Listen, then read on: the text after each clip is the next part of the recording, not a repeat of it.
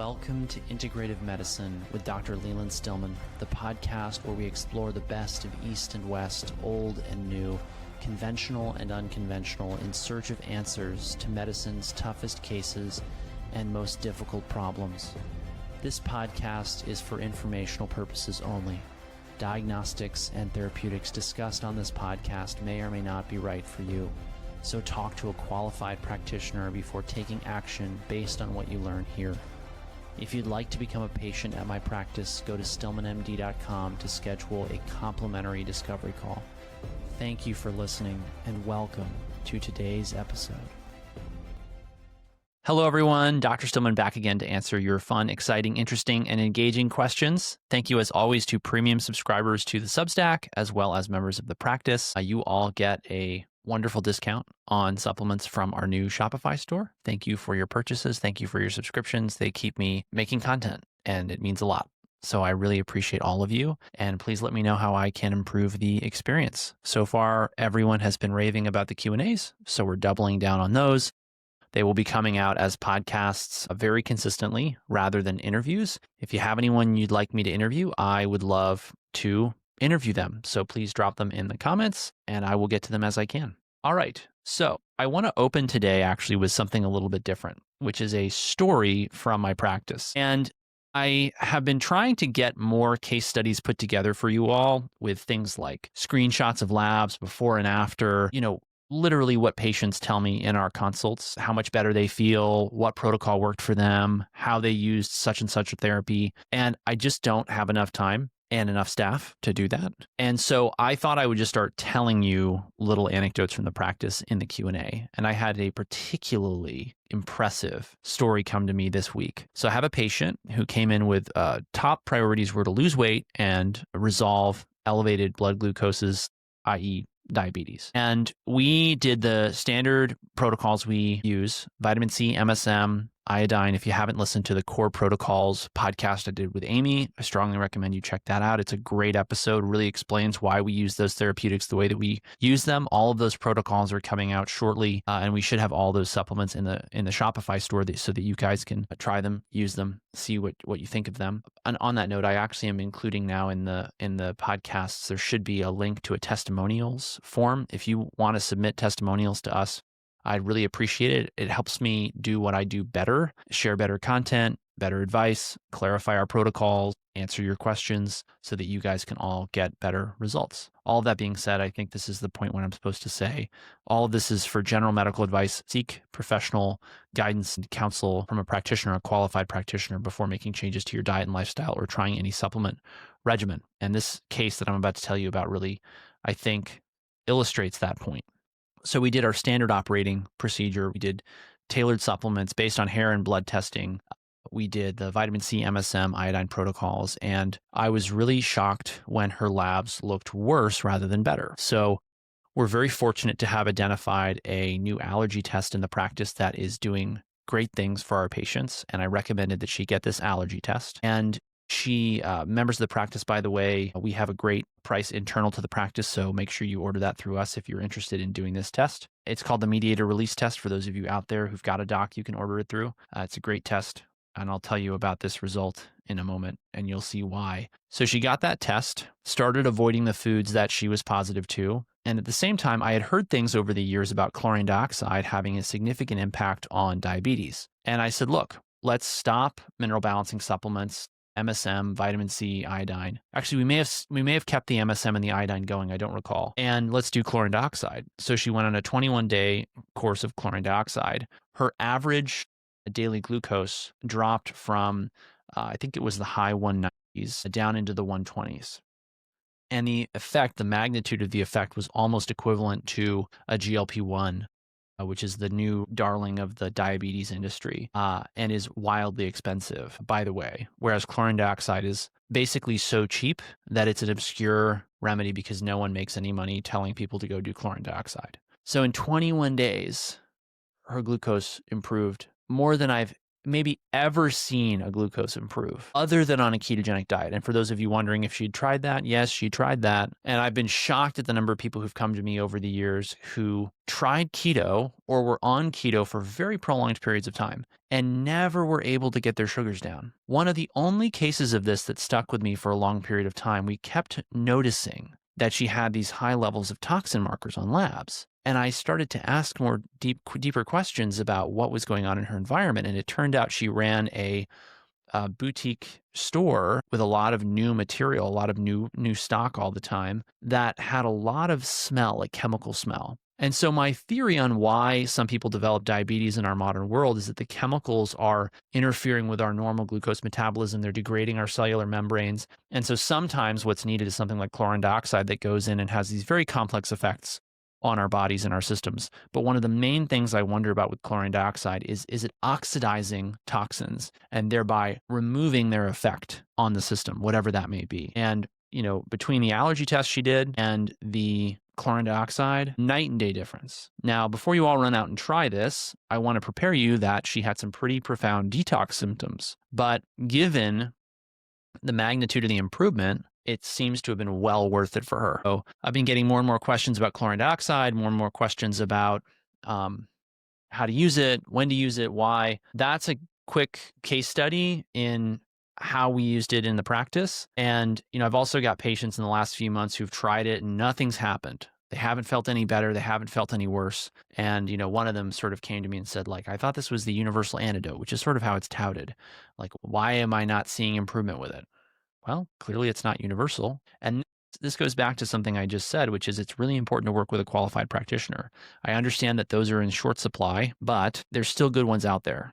And I'm working to try and solve that problem. So if you want me to solve that problem, please upgrade to a premium subscription or become a member of the practice. I say that we have paused admissions to the practice until the new year. So unless you're in process, you've currently got in touch with a member of the team, we are pausing admissions to the first of the year so we can improve our processes and make sure that we have a really high quality experience for all the patients, which I care deeply about. Okay, hopefully you enjoyed that quick anecdote. And now on to questions. So Kathleen asks, is it accurate that vaginal estradiol or estrogen applications have minimal systemic effects, or does systemic absorption occur to a significant degree?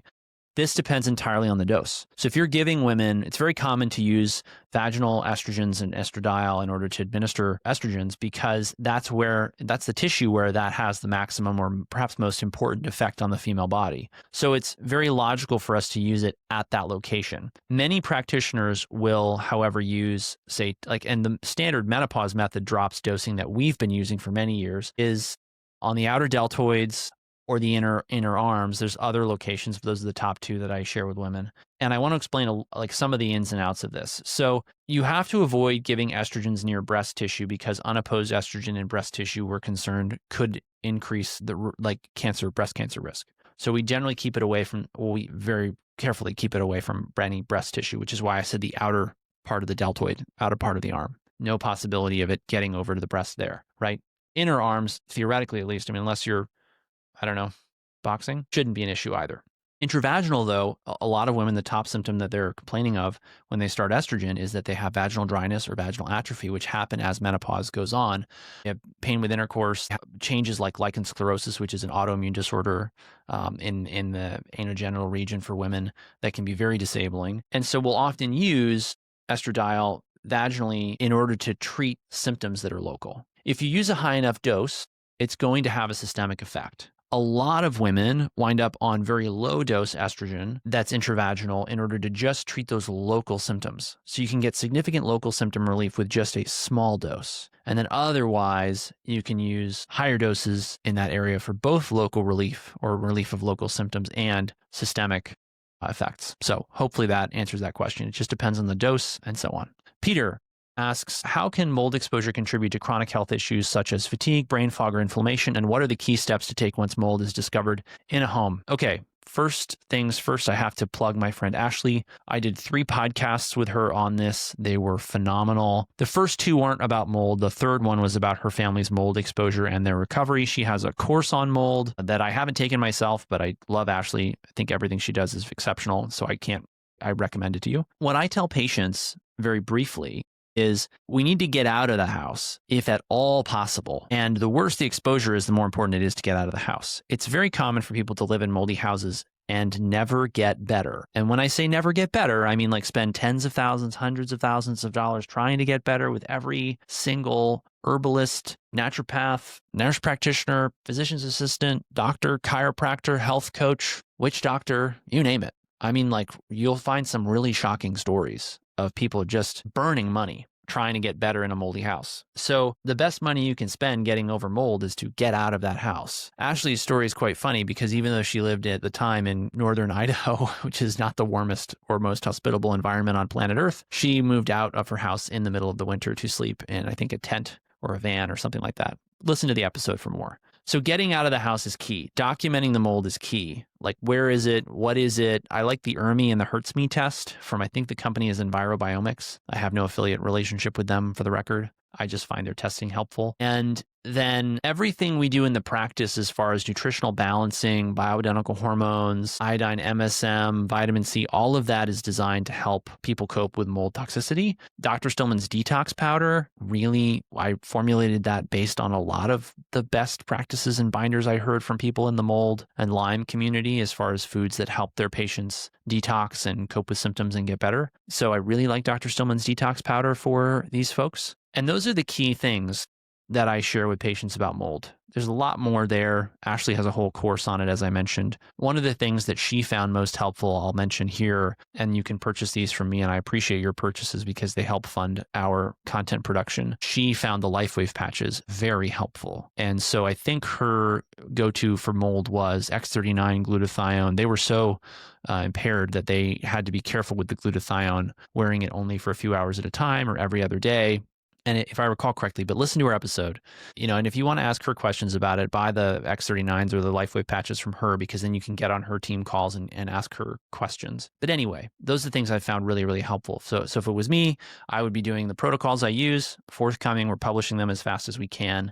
They go to the supplements or with the supplements in the Shopify store. And then I would try the LifeWave patches, X39 glutathione, and I'll leave it at that. Okay, how does one determine when it's unsafe to remain in a home with elevated mold levels? What is the typical timeline for seeing health improvements once exposure is eliminated? This is basically impossible to predict. And so my recommendation would be you can return to the home when the mold is eliminated and remediated. And I actually have to go back to Leviticus. So I think it's Leviticus chapter 13.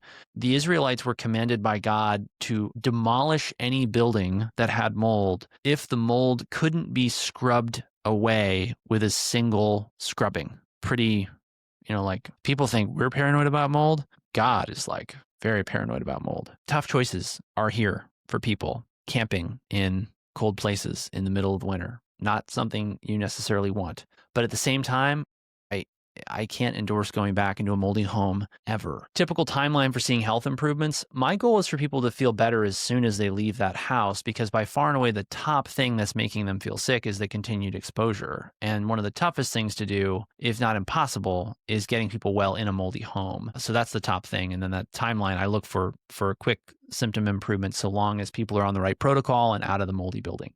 If they're not improving out of the moldy building, I look for another moldy building, or I look for another exposure. Like, we have the most interesting case in the practice. We did a provoked urine metals test because we were at a loss of why this patient was sick. And we found they were excreting 10x the normal concentration of barium. Barium? I had to look it up. I had to look it up on the periodic table. I had to look up its sources in nature. I had to email a friend about what to do about it. Very interesting and unfortunate. It's that kind of thing, is like I start looking for zebras when things are not making sense. And I always look for a second mold exposure when the first one has been identified and the patient's not getting better. Okay, question 3. Can detox supplements help remove mold or mycotoxins from the body? Yes, that's why I made Dr. Stillman's detox powder. What other supplements or strategies are recommended to support X39 LifeWave and the glutathione from LifeWave? I would also like the Aeon if you're having like racing thoughts, anxiety, difficulty focusing, pain, headaches, etc. Aeon's really good for that. And then the other supplements I really would tailor, if someone is not on a mineral balancing protocol with me and we're not doing repeating HTMAs, then there's a multivitamin we stock at the Shopify store. And I picked that multivitamin because it is absolutely dialed in. I mean, it is so perfect, the formulation for all comers, because it covers zinc, it covers manganese. Most of you need more of both of those to just cope with environmental contamination. And it's got, I think, the best balance of B vitamins for people in our modern world, all comers who are sick. So when I have a patient or a friend or a family member who can't do mineral balancing, they're too busy, they don't have the time, they don't have the money, they, can't get, I mean, sometimes supplement sourcing is like a challenge. Somebody lives in East Timor, we can't get them Valence, or we can't get them Vicon, or we can't get them whatever. I mean, that actually hasn't come up, but let's just say it did. That's the product I recommend, the multivitamin, multimineral in our Shopify store. And I'll go up to like 2 to 4 capsules of that a day. Okay. I think that about covers that. Oh, I'll also mention our vitamin C. Patients with mold exposure have often remarked to me that they felt worlds better with our vitamin C. Question 4. What is the perspective on using zeolite and fulvic minerals for mold detox or for individuals with nervous system issues? And how should supplementation typically be adjusted while someone is still being exposed versus after remediation is complete? So zeolite, I have written, I think, an article that I've published on that. If I haven't, it's forthcoming. So the problem I have with zeolite is that no one can demonstrate that the aluminum in it is not getting into the human body. Now, that being said, I have friends in the mineral balancing space who swear up and down that there's no problem and that zeolite is incredibly effective. And in fact, the person I'm thinking of who I reached out to about the barium, Lisa Patel-Killa, who runs Vicon, said, hey, I've seen high barium in hair. I've treated it and I've added zeolite to these people's protocols. And she says the effects have been positive. So I am sharing that with the patient in question, and I don't know what we're going to see. But that is like very new, literally email inbox this morning, cutting edge stuff from my practice for you right there. That being said, I haven't been using zeolite in my practice because the reality is our patients tend to feel worlds better with the protocols we use. If we're adding things, we have to be very strategic because we're already doing a lot. And our patients will already come back to us and say, we feel overwhelmed. Can we get the same results with less? Sometimes the answer is yes. Sometimes the answer is no. So I'm wary of adding more and more stuff and overwhelming people. The other thing I wonder about with binders is I don't know if people are really thinking through, okay, I'm taking zeolite, I'm taking maybe humic or fulvic acid, but if you've got a big mineral or metal imbalance that you're not addressing, could you make that worse with one of these binders or mineral supplements? I think that's a reasonable question to ask. We've also had the experience of patients using products and getting poisoned by them. So I've had 3 men in the practice poisoned by lead due to a very common personal care product. I'm just going to leave it at that because lawyers are being contacted. I'm not going to say anything else about that. I've had patients there. I mean, practically every metal I can think of, we've got someone who's been poisoned by something, from well water to protein bars and powders to, functional foods that are supposed to be good for you. So I'm always wary of recommending products that I don't have extensive experience with in the practice, because when I'm using something in the practice, like yesterday, somebody was like, oh, Mountain Valley spring water has got arsenic in it. Didn't you know, Dr. Stillman? And I'm like, oh, yes, let me pull the fire alarm and lose my mind over the fact that I drink Mountain Valley almost every day here at my office. Why am I not worried about this? Because guess what? Dr. Stillman has got thousands and thousands and thousands of dollars worth of lab testing on himself. And so if I'm poisoning myself with the spring water that I'm drinking, I'm going to figure it out and then I'm going to stop. Boy, do I sleep at night like a baby, knowing that I'm not poisoning myself with my delicious sparkling water over here. How about that? Okay, so that being said, I hear people getting amazing results with zeolite and fulvic minerals. I am overjoyed for them. I just don't use them in my practice because I haven't found we need them. I do think that the vast majority of the trace elements you're going to need are going to be covered in the multivitamin, multimineral that I mentioned before. So that's that. Beyond the organic acid test, what other tests or assessments are useful for identifying and tracking mold burden in the body? What are the clinical applications and values of the OAT test? So fun fact, I'm going to be interviewing Neil Nathan soon. He's the world expert on mold. We're going to talk all about mold testing, ins and outs. And you're going to hear me kind of quiz him the way I quiz another clinician on how do you know what you know? How are you sure? How rigorously have you tested this testing? So I want to give you an example of how I test testing, because it's very important to test testing. If you don't test testing, you have no idea what the test even means. So when I started to do my own labs, I would often get results that didn't make sense to me. For example, I had a pretty low cortisol sometime earlier this year, and I didn't worry about it because guess what?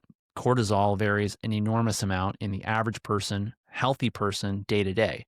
Why do I measure it despite that? because occasionally you'll find someone whose cortisol is just in the basement. And sometimes you'll find somebody whose cortisol is so high that you wonder, does this person have a cortisol producing adenoma or something like that? An actual weird endocrine cancer? I wouldn't want to miss that. So I will do multiple tests. I'm about to wrap up a series of 9 heavy metal urine tests with 3 different protocols. So I did 3 different protocols to provoke urine heavy metals or not. And I did all of the lab tests in triplicate. You're welcome. Because I do all this on my own dime. I don't have fancy funding from, whoever, the government. If you'd like to fund my research, get in touch. I'm sure we can find a 501c3 as a pass-through. But anyway, I just do it to satisfy my own curiosity. And so my big problem with mold testing is that I've had colleagues and I myself have noticed that the testing doesn't tend to correlate with symptoms. And if you have a known mold exposure, we assume and can safely assume that your mold toxin levels are going to be elevated. And if they're not elevated, then maybe it's just because it's stuck in tissue and it's not mobilized. So I don't tend to test for molds at all. Part of this is about prioritizing testing. If you come to my practice and you say, Dr. Stillman, I would like to get all of the testing, we will probably spend $10,000 on testing in the first quarter. And shockingly enough, most people don't want to do that. And amazingly, we have a system where we get people amazing results that we get without doing more than $400 or $500 worth of testing in the first quarter. Now, by no means is that a guarantee. I'm often in the first consult asking for more testing so we can get a little bit more traction, a little bit more insight, something like an organic acid test, something like allergy test. But I just want you to all understand why I'm not crazy about mold testing. I usually just say, okay, look, you got mold. We're going to do mineral balancing and all these supplements and various things, or we're going to do a multivitamin, multimineral that I mentioned earlier, and we're going to do LifeWave patches and all that, and we're going to get out of the moldy house, and that should solve the problem. What are the clinical applications and value of the organic acid test? So the reason I like this test is it can tell me if someone's got a markedly abnormal level in a B vitamin, particularly in its function. And that can then lead us to doing higher doses of certain B vitamins. It can lead us to deducing that someone maybe has like an MTHFR issue, which we can then test further for. It can tell me if people have problems with, say, the carnitine shuttle, which is super important for health and well-being. It can tell me if people have problems with like a toxic exposure because we have some biomarkers on there for that. It can tell me if people have problems with a whole litany of other things, way too numerous to get into in one Q&A, but that's what I love about the OAT test. What advice can be given to families who feel overwhelmed by the cost and logistics of mold remediation? And what are the most encouraging signs that the body is beginning to recover after mold exposure? Most encouraging signs are that the person should feel better. To those feeling overwhelmed by all of this, I think the toughest adjustment for a lot of people to make is that, I have a friend, he's been very sick in his life, and he told me, and when I say that, I mean, for me to say that someone's been really sick, because we attract some pretty sick people who've seen a lot of doctors, that really says something. He told me once, he said, I believe that happiness equals reality, your reality divided by your expectations. And I've always stuck to that. The really tough thing with mold is that your dream house can become your worst nightmare. And Ashley's story is one of that. Ashley, with her incredible aplomb. I can't believe I just used that word in a podcast, but here we are. She was just like, listen, we're going to close up our dream house, remediate it, sell it, whatever. They contacted some attorneys, which they cover in her podcast with me, and we're going to move on and we're going to get out of this house and we're going to heal. And that is what they did. And her attitude reminds me of another thing I often say to patients, which is do what you can with what you have where you are. I think the toughest thing is if you live in a moldy environment, in a very inhospitable environment. I did a couple winters in northern Minnesota as a hospitalist. And if you told me I had to move out of a moldy house in northern Minnesota in January, I would be looking for a job in Florida or Alabama, where it's a little bit more hospitable in the winter. That being said, Ashley made it work. And the reality is, like, people have been living outdoors for most of human history. You can make it work. And that, I think, is the toughest thing for people is, where do I go? What do I do? If you're asking me what I would do, it's sleeping bags, tents. If you're in Florida in the middle of the summer, that is absolutely miserable. And so then it's like, do we want to just move somewhere? I actually did have a case of someone who we had a pretty severe mold exposure with in the practice. who's doing much better, by the way, with everything I just talked about. And I said, look, if you're not, doing anything else, then you should move to the mountains of somewhere and just enjoy being out in nature and spend as much time in nature as possible. That's exactly what she did. She feels great. I get that that is tough when it comes to jobs, family, support systems, but this just comes back to do what you can with what you have where you are. And then the top thing is just, how can you engineer your life so you can get out of the moldy house? Not always an easy thing to figure out. Okay, Janice, regarding sublingual drops for allergy treatment, can this type of therapy be administered remotely, or does it require an in-person consult with an allergist? How might this integrate with other treatment approaches like HTMA and mineral balancing? So I always coordinate the supplements we're using with the allergy treatment, and it can be done remotely. If we do it remotely, then I usually start with the homeopathics I mentioned in my last Q&A. And then if those are not cutting the mustard or doing the job, we will do blood testing, and then we'll base our prescription on the blood testing. The other thing that can be done is you can go to the allergist and you can say, hey, because a lot of people can get this covered by their insurance or whatever. You can go to the allergist and just say, hey, I would like sublingual immunotherapy. I would like you to sort that out for me. I don't want the injectable. Can you do that? Most of them will do it if you ask. They're just standard operating procedures to go with the injectable because it's covered by insurance. So that's that. And the reason to go to an allergist is that they will get you skin prick testing, which may be more accurate than the IgE testing. Sometimes you'll get false negatives though. So that's where the quality of the clinician comes into play. Susan, what are the common symptoms associated with oxalate sensitivity? They're almost too numerous to mention. What I'm looking for is someone who's very sensitive, someone who has symptoms in their skin, severe itching, general like burning or skin discomfort sensations. They may have weird rashes. They may feel like they're sensitive to foods, but they're not sure which ones. They feel like they eat a healthy diet, but they get worse. They will often have like brain fog, fatigue, sometimes like sadness or depressive symptoms. They may have severe anxiety. They may have a very like down, negative mood because of all of this. It's very frustrating for them. Often they'll have GI issues, bloating, abdominal pain, gas, you name it. So it's really tough to sort of pinpoint an oxalate sensitivity, like clinical syndrome, because it's so many different things. And then I'll also mention, by the way, that a lot of the time they'll endorse some kind of genitourinary pain. So it could be like, vaginal pain or what's called vulvodynia. It could be like pain on urination, interstitial cystitis. It might look like interstitial cystitis. So it's a huge range of symptoms. B, hello B. What are the therapeutic considerations and safety profile of DMSO with the increasing interest in this compound? Boy, big one here. So I haven't been using a ton of DMSO in the practice. I've had patients who are trying it usually on their own recognizance, and they're usually trying something like a 5 ml dose, that's milliliters orally. And I've told them to not start there, but taper up from 1 ml a day. I caution people that DMSO increases or rapidly increases absorption wherever it's placed. So if you put DMSO on the skin along with something, it will carry it into the body. That can be good and very dangerous because you can get therapeutics to where you want them very quickly, but that also cuts both ways. If there's anything on the skin that you don't want in the body, it can get in very quickly, right? And that's one reason why I'm very careful to buy my DMSO in glass. I'm very suspicious of any kind of DMSO product that comes in plastic. They're going to tell you, oh, it's a hard plastic, it doesn't off-gas. They say that about a lot of consumer packaged products, and I have the hair tests with crazy aluminum levels to prove that they are wrong. So I just don't trust anything that doesn't come in glass. With topical application, my patients have generally told me they're just applying it to the affected area. And then I always tell them you have to make sure that it dries completely or absorbs completely before you put any clothing on because, God forbid that you put the clothing on and then the DMSO dissolves the ink. Because if you put DMSO, if you drop DMSO on your jeans, you can suck the blue ink right into your body, which is not a good thing. So that's sort of the bottom line with DMSO. Why am I not using it very much? We use MSM a lot. We get great results with that. It's safer from the perspective of this absorption issue. It's also less potent, so you need more of it. So will we get into more DMSO? I'm sure. I've got a couple patients who just swear by it. Particularly, I'm thinking of a patient of ours at the practice who has cancer. It's been life-changing for her in terms of the pain relief that it's provided her. But you just have to be wary of all those little things I told you. And then some people are intolerant of sulfur, which they'll figure out when they take it. And that's one reason why I don't start people at a high dose like 5 mLs. So that's that.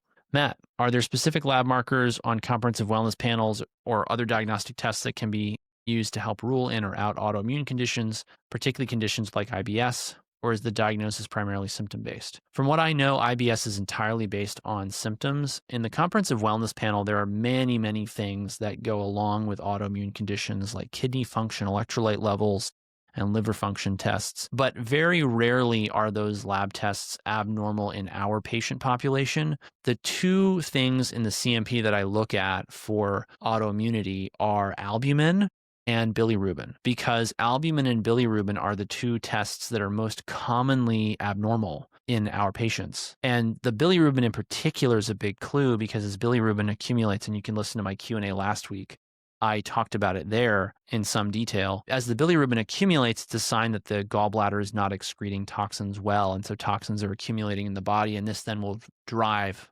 autoimmunity because of the strong link between environmental toxins and the onset of autoimmunity. So that's that. Question 2, for someone who regularly consumes macadamia nuts and walnuts as a convenient food option while working, could this dietary pattern cause an imbalance in fatty acid ratios? What daily quantity of nuts and seeds is generally considered appropriate, particularly for those who avoid restaurants and seed oils? Okay, so when I go for nuts and seeds, I usually recommend a diversity of nuts and seeds. And the reason for the diversity is to make sure that you're getting a diverse fatty acid profile. So you'll find that if you overconsume anything, it will tend to show up in your labs.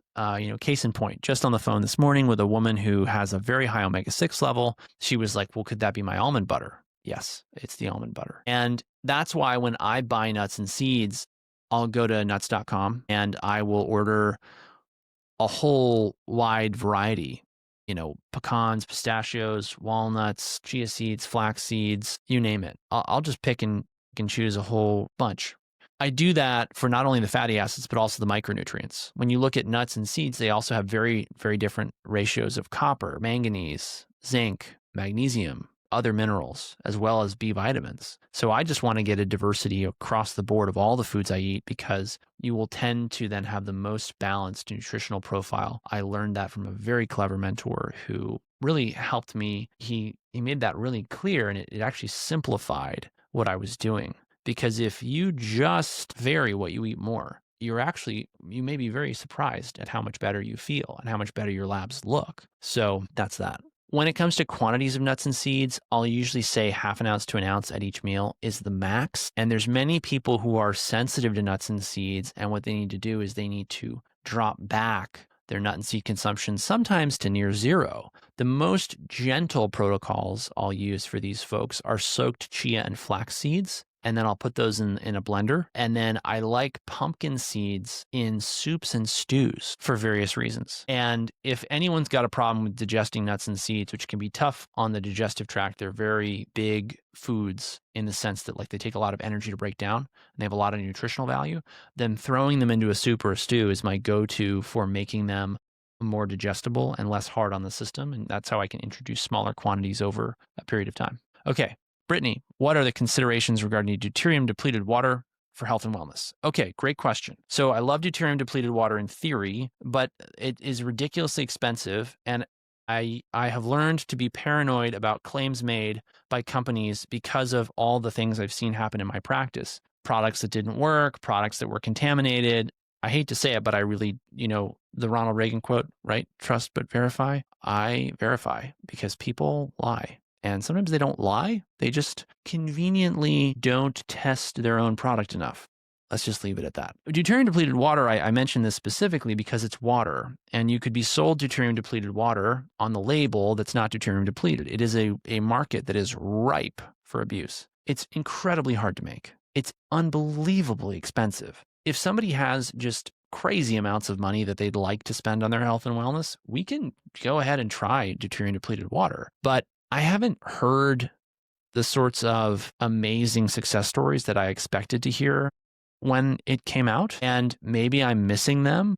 But the kind of people I think who would go in for deuterium-depleted water consistently for a long period of time, I don't know. Maybe if you're listening to this and you have a great story or you have a friend with a great story, would you send them our testimonial link so I can hear about it? Because I just haven't heard the kinds of testimonials I was thinking I would hear. And so I don't want to recommend it and then be wrong, particularly because there's so much else we can spend our time and money on that I know works exceptionally well. And on that note, I believe the body depletes deuterium when you give it what it needs. I don't think it has any problem doing that. So I don't think it's necessary for us to have a deuterium depleted input. Okay, Susan. Question 1. If one person in the house has a positive urine heavy metal test, is it advisable for their spouse to be tested as well? Yes. For individuals taking high-dose vitamin D supplementation, what is the recommended frequency and type of laboratory testing to monitor safety and efficacy? Great question. So right now we're doing a comprehensive metabolic panel, which includes a calcium and an albumin from which you can deduce the corrected calcium level, and a PTH. We're doing a PTH because when the PTH is maximally suppressed, arguably the vitamin D activity is at its maximum level, and you're not likely to get more benefit from higher doses of vitamin D. That being said, I have seen and heard from other folks out there that they're doing testing like 24-hour urinary calcium, spot urinary calcium levels, ionized calcium levels, and more. I have a meeting with a physician who's trained in the Coimbra protocol this Friday. I'm looking forward to picking her brain and, getting more her thoughts on the nitty-gritty of the clinical side of this. But right now I'm doing CMP and PTH, and that's that.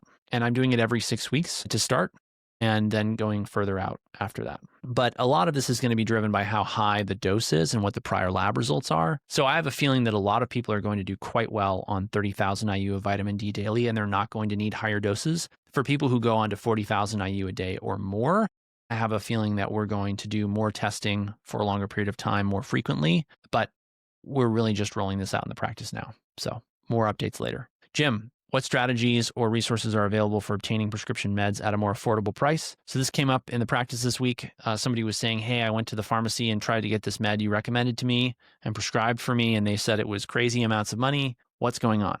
So whenever you have a medication that you are trying to find a good price for, at this point in history, the best thing to do is go to AI and say, hey, what's a reasonable price for this medication? And you need to be clear with the AI. What dose, what duration of therapy, what quantity? So let's take Armour Thyroid as an example. Let's say your prescription is for 60 milligrams, take 1 tablet daily, 90 pills. You can literally ask AI, how much should this cost? And it's going to give you a range. And then the range is going to be pretty accurate, by which I mean it's going to be accurate to the point that it is unlikely for you to find a retail price lower than that. Wholesale prices will be lower. My favorite website as of this recording to find the best prices for things is goodrx.com. And if you go there and you enter in the exact prescription you're on, note that this, varies, right? So like you go to GoodRx and you say thyroid. Well, Armour Thyroid and P Thyroid, 60 milligrams, 90 milligrams, 120 milligrams. Are we talking about levothyroxine? Is this compounded tea? So you have to be specific. You don't need a brand name. You just need to be specific enough. And if you're wondering what it should be, it's exactly what your prescriber prescribed. GoodRx has all these little things. They'll tell you what it costs at every retail pharmacy near you. They'll tell you how to get a better price, and they'll try and sign you up for their membership program, which for all I know is great. I have no relationship with them. I just know that they give you the straight up what something should cost and how to get it for an affordable price. And it's the pharmacy game of price gouging patients is basically pretty much over because everyone can use AI to figure out what things should actually cost. It's a shame that it happened at all, but our elected politicians being the narcissists and psychopaths they are, here we are. All right, Treva. Would Zeta-8 supplementation be potentially beneficial where someone was recently diagnosed with congestive heart failure? Maybe. But you have to be careful with the potassium because it's a super high dose. And so if that person has issues with handling potassium, which they often do in heart failure, it could actually be harmful. So if I was going to use that in a heart failure case, I'd be very careful. And I'd want to know a lot about the person. Shauna, some healthcare practitioners promote regular aspirin use with recent discussions suggesting benefits for daytime fatigue. What are the considerations around regular aspirin use from a functional health perspective? I'm perfectly open to trying it, and I do think that there's probably some value in the literature reflecting a mortality benefit with low-dose daily aspirin. I haven't looked into it deeply, and it's one of those things that I suppose I could add to what I do for longevity purposes, but then I get into the question of, so now everyone's taking a fish oil and an aspirin and bioidentical hormones and vitamin D and the detox powder and probably some magnesium or a multimineral or multivitamin or custom personalized supplement protocol. And the next thing we know, we're at 20 or 30 different supplements and people are like, hey, I came to you because I wanted simplicity, not 20 supplements just from different brands like my last practitioner put me on. So totally open to people trying this for daytime fatigue. I think the 81 milligram dose is probably all they need. Some people might get something out of more, but and then for longevity, if someone thinks it's a good move for them, I think it's very reasonable to do. And I'd have to look more into it to have more of a nuanced perspective. I hope that's helpful. Noel, what would be the functional medicine approach for working with someone in their 60s who's been diagnosed with pulmonary fibrosis? I think I've covered this on a couple recent Q&As where I talked about specifically idiopathic pulmonary fibrosis, which is the most common type. And so I won't repeat that here. If you have any questions about the approach that I didn't answer in prior Q&As, let me know, and I will go back and answer more of your questions. What are the evidence-based benefits of vibration plates? I am not familiar with any evidence-based benefits, and I love that you put that in there, very specific. Anecdotally, they're very helpful, and how they're helpful, where they're helpful, that is it's not really a question I feel like I'm adequately informed on to answer, so that's that. Is there a difference between the brands? Not that I'm aware of, but I haven't made a study on it. As far as validity of lymphatic drainage, blood circulation, peripheral neuropathy support, bone density, muscle strength, exercise recovery, the cool thing about this is all of that could be tracked. And, well, most of it could be tracked, I suppose. I don't really know how you'd track lymphatic drainage. Blood circulation might be tricky. Peripheral neuropathy, you could track if somebody had symptoms, if they improved. Bone density, you could track, although DEXA scans are notoriously unreliable. So I would do your N of 1 experiment. That's what I would do. What are the potential causes of lymphatic congestion presenting with swelling above the clavicles, and what management strategies can be considered for addressing this condition? This is an extremely unusual problem. So usually what's most normal for lymphadenopathy, that is lymph node swelling, is for the lymph nodes to be swollen in the cervical chain. So like starting under the jaw or just before and after the ear, and then down the sternocleidomastoid muscle to the clavicle. There's lots of lymph nodes in there. You've almost certainly felt swollen lymph nodes yourself at some point when you've had an illness or sore throat or something like that. So that's very common. What's uncommon is when it's in the valley between the clavicle and the neck. Those are I think they're your infraclavicular or supraclavicular lymph nodes. And so those are actually concerning for malignancy, i.e. cancer. And that can be ruled out with a core needle or an excisional biopsy of the lymph node or an ultrasound. I don't know how specific the ultrasound is for that. And beyond that, why would someone get lymphatic congestion there? You have to look at the vasculature beneath that. Is there an obstruction in the thorax? Obstructions in the thorax, what kind of obstructions? Cancers? Anatomical problems? Could something like an aortic aneurysm or an aortic dissection present that way? Those are scary diagnoses, so I don't want to alarm you, but it's a very weird clinical picture. And it's where I would have a on-the-ground clinician who can see you physically and also refer out appropriately. Because this is the kind of thing where a primary care doctor or a general internist like me would look at it and think, well, I never see this in clinical practice. And when I do, oftentimes it's what I'm most concerned for, which would be a malignancy. And then I would say, okay, I would like to be able to refer to someone like a cardiologist or cardiothoracic surgeon for them to just see the case, take a look, maybe decide if some imaging is in order. If I was going to do imaging, I'd probably do a CT, and I'd be very tempted to do a CT with contrast to get a better look at vascular structures in the thorax, because the problem sounds like it's in the thorax from what you're saying here. So I don't know if that's helpful. I hope it is. But this is a super niche, nuanced question. Almost never comes up. And by almost never, I mean it has come up once. I graduated med school in 2014. That's 11 years. Margot, what approaches and treatment strategies are available for managing Parkinson's disease from a functional medicine perspective? By the way, Margot, I saw your original question. All the questions are edited, by the way. If you're wondering why your question was slightly altered, it's because I make them all generalized. I can't answer your specific question about whatever your specific problem is, but I really enjoyed Margot's, and so I'm gonna mention it. She asked me this. She said, "Do you cure Parkinson's?" Coming right out of the gate. Hey doc, can you cure this this reportedly incurable chronic neurodegenerative illness that's very challenging? So for some reason I'm reminded of, I think it's I think Aristotle, maybe it was Socrates said this. They said, I cannot teach anybody anything. I can only make them think. And Hippocrates said the greatest healing force is the force within us. I'm paraphrasing. It's not exactly what he said. And then the trick is like unleashing that force. So I mention that because when people come in and they say, I have Parkinson's, or I have early Parkinson's, or I have maybe Parkinson's, the question is always, well, what's the process behind the diagnosis? Why is your hand tremoring? Why is your gait faltering? Why are you stuttering? Why can't you find words? Why don't you have energy? Why do you feel like you're moving slower, more slowly? Why are you tripping over your feet all of a sudden?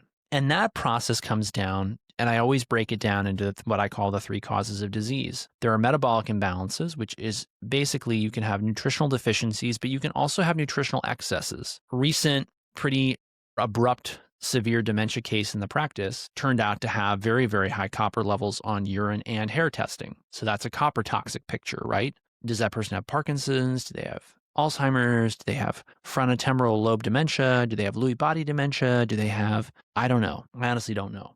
But that's the process I see going on in their lab work, right? So I always look at the process and then I attack the process.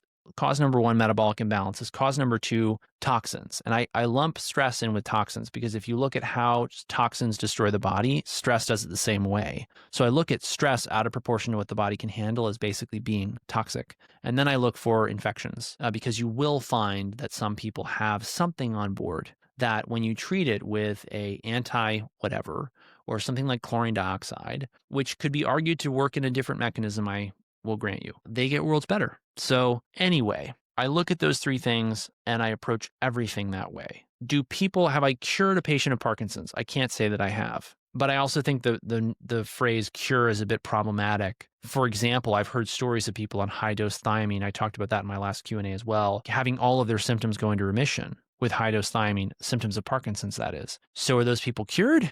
I don't know, but they're in remission. I would just say, we have someone in the practice who's worried they've got Parkinson's, and we're going to do everything we can to make sure that they are optimal and that they have as little, if any, symptoms as possible. So, and I would use all the things I've talked about today. X39 patches. I like the glutathione patch for that disorder. I like the Aeon patch for that disorder. I like the detox powder for that disorder. I like the vitamin C for that disorder. I like MSM. I like iodine. What else do I like? Mineral balancing. Oh my gosh, we get tons of toxic metals in the hair that we see that may be driving neurodegeneration. Neurodegeneration is very strongly linked to toxic metals in the brain of all kinds. So hopefully that's helpful. Carter, what are some favorite or recommended meal options for dinner that support optimal health and nutrition? I think Carter's question was actually, what is your favorite meal at dinner time? I'll tell you what Dr. Stillman's 1,000,001 meal plan is. I think it's a premium subscription post if you want to read it. It's basically you need a protein, and ideally for most people that should be about 6 to 8 ounces of protein, which is way more than most of you eat. Especially you ladies, as you get older, you think not eating protein is okay, and you are wrong. 6 to 8 ounces of a protein, fish, shellfish, meat, poultry, whatever. And then you like 2 fists, we call them whacks in the practice. Shout out to Jim Laird who brought that terminology to us, of a carbohydrate. I like to lean into root vegetables over grains. Most people over rely on grains. That leads them to eat a low potassium diet, which leaves them feeling tired and sick. We incorporate root vegetables in order to solve potassium deficiency. And so we'll do turnips, beets, rutabagas, potatoes, sweet potatoes, carrots. Did I say carrots? Parsnips. I love root vegetables. I'm crazy about them. So I'll incorporate those at a lot of evening meals, and any meal actually. And then if I'm not doing that, I'll still sometimes have grains. So rice, quinoa, amaranth. I'll think of some more later as soon as I finish the Q&A. And then the rest of the plate, 2 fists ideally, is vegetables. Salad, cooked greens, some other kind of cooked vegetable. I'll rotate squashes and gourds in with in place of, say, like root vegetables or grains. Those are another good source of starch. But if you stick to that meal template, and then I'll usually add a half an ounce to an ounce of nuts and seeds on top of that, that meal template rocks. It has a ton of nutritional value in terms of minerals, vitamins. It's also got the right macros, generally speaking. I eat that way, I feel great. And most of my patients eat that way and they feel great. And there's always going to be outliers who, for whatever reason, do better on keto or carnivore or, I don't know, whatever new weird thing people come out with tomorrow. Amy's question is about why can't you get licensed in Washington? So I thought about this because I have a lot of people in Washington who would love to work with us. The problem, Amy, that I've had is that some states responded to recent political unpleasantness, and I'll just leave it at that, in ways where they, for example, like took doctors' licenses. I know a physician in Oregon who lost his license. I know a physician in Maine who lost her license. And so I've avoided certain jurisdictions of practice because of how hostile they've been to people like me, because losing my license would be unfortunate, to say the least. And then I can't serve any patients. So I've chosen not to get licensed in Washington because their state political system, state politics have been so hostile to me. And I and other physicians like me are trying to figure out, what does the healthcare system of the future look like? And it's going to look like decentralized is the word you used, with different practitioners in different states having these small practices. They may be part of a bigger organization, but we'll see. If I'm going to expand more than I already have, probably what we'll do is we'll do it with NPs and PAs, but then we'll need to have enough people for the NPs and PAs to pay their bills. So we may do something like a launch where I say, hey, Washington, we've got a great NP or PA and they're ready to go. And we need 100 families paying a monthly membership fee of X in order to cover their salary, because I can't finance the salary out of my own pocket. It would be in what's the word I'm looking for? Unsustainable. And so we may do that in the future. I like that idea, but that takes a lot of figuring out. So that's my thinking on that at the moment. Okay, I have to go have lunch. Thank you all for your questions. Thank you so much for your subscriptions, premium subscribers, and practice members. I look forward to answering your questions again next week. Thank you for your purchases of things from the supplement store, from LifeWave. Join my LifeWave team. I love meeting with my team. I meet with them every Tuesday at 2 p.m. Eastern. If you'd like to jump on the call, join the team. If you buy as a brand partner, we'll email you and get you set up with the link. I would love to see you on there. Take care, everyone. Have a great day.